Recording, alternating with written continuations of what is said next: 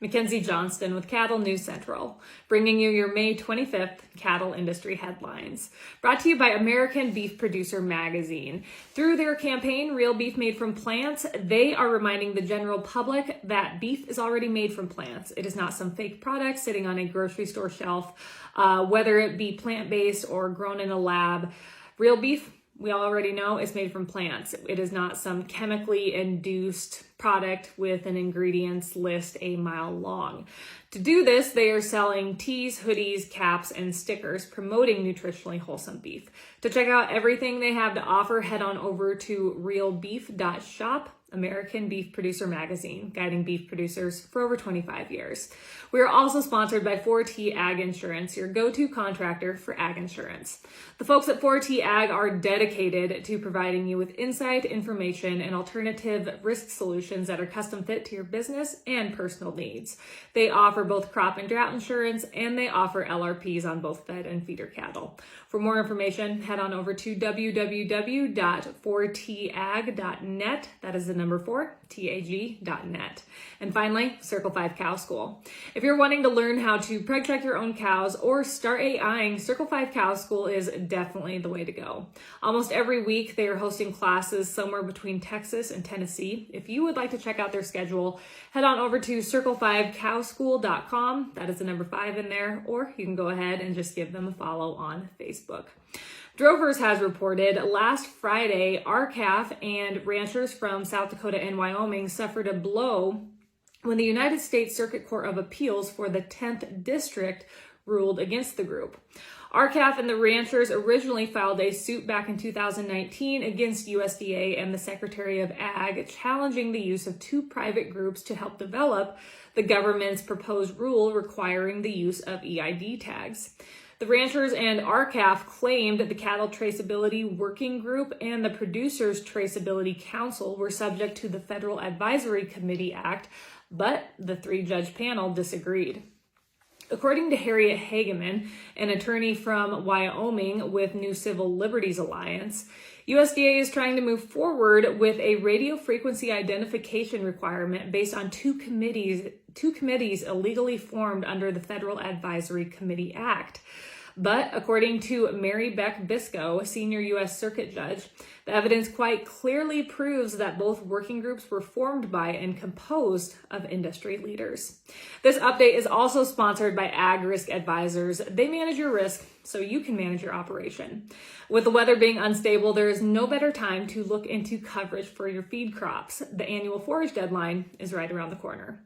With their state-of-the-art technology and superb customer service, you can be confident that your policy is in good hands. Ag Risk Advisors, risks averted, legacies preserved. Earlier this week, Texas Farm Bureau, also known as TFB, posted on social media claiming federal mandates hurt the cattle industry.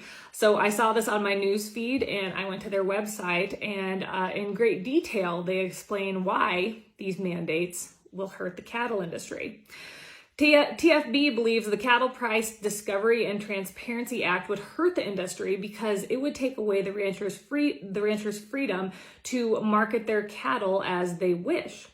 There hasn't been any studies that have proven a government mandate to increase negotiated cash trade in our fed cattle market would increase the price of cattle, according to Texas Farm Bureau. But there doesn't need to be any studies because we see it in real life. We see when there is more negotiated cash trade, how fat cattle prices come up. There doesn't need to be studies. We've seen it time and time again. However, economists at top universities have provided extensive analysis proving such a mandate would negatively impact the cattle market and decrease the price per head of cattle. TFB is urging their members and those within the cattle industry to strongly oppose this legislation to make sure it fails. According to data analyzed by the Ag and Food Policy Center, mandated cash trade would cost ranchers between $23 and $249 million annually, all depending on where the Secretary of Ag sets the required minimum level of negotiated cash trade. About 90% of the total cost of this legislation would be shared by Texas, Kansas, New Mexico, and Oklahoma ranchers. On TFB's website, they put together a map of the different states and cattle feeding regions and the approximate losses that these areas would incur if formulas were done away with. Obviously, they put this map together alluding to the fact that if the Cattle Transparency Act were to be passed, formulas would be over. They'd be done with. They wouldn't be used anymore. They wouldn't be available. But that is false. Nowhere in this legislation does it talk about how formulas will not be used. This map is a complete waste of time, and just straight up false information.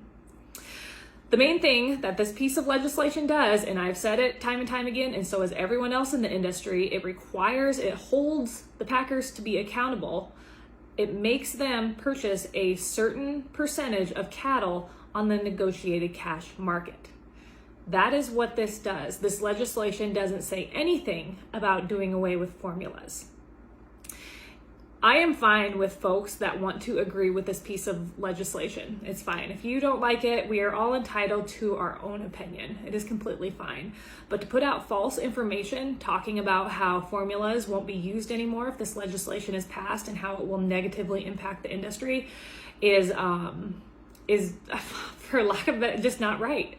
You know, you can disagree, that's fine, but be sure to put facts out there. Do not put false information out there. Meeting Place has reported that over the next 2 years, Tyson will invest $1.8 billion in order to open 12 new meat processing plants worldwide. This expansion will increase the meat giant's annual capacity by approximately 1.3 billion pounds. According to Tyson's president and CEO, Donnie King, expansion is needed to cater to strong consumer demand and also to address capacity constraints. The company expects global consumption of chicken, beef, and pork to increase by 95 billion pounds over the next decade, according to MarketWatch. And finally, KRQE News, they have reported that for a limited time, you got to get there quick, for a limited time, Arby's is offering a new Wagyu steakhouse burger for only $5.99.